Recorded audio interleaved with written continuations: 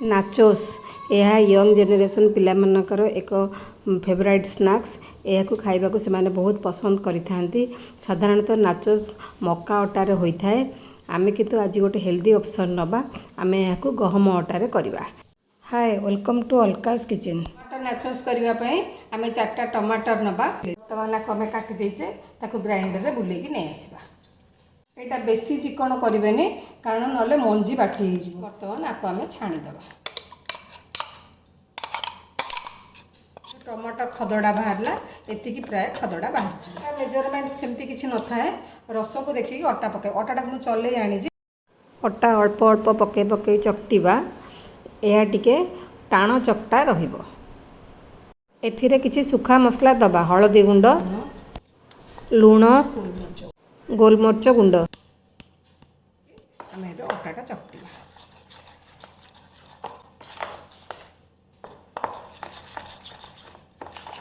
यदि पानी देवा दरकार नहीं अटा दे दे एटा को चकटिबे। एटा एतिकी टाण चकटा रहिबो तापरे अल्प तेल दबा।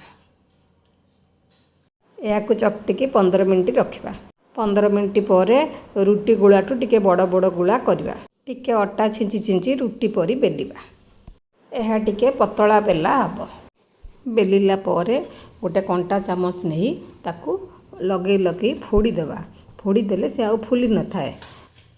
वर्तमान ताकू आमे पिज्जा कटर रे साइज करी काटिबा। साधारणतः नाचोजर शेप ट्रायंगल होता है तेणु आमे ताकू ट्रायंगल शेप रे काटिबा।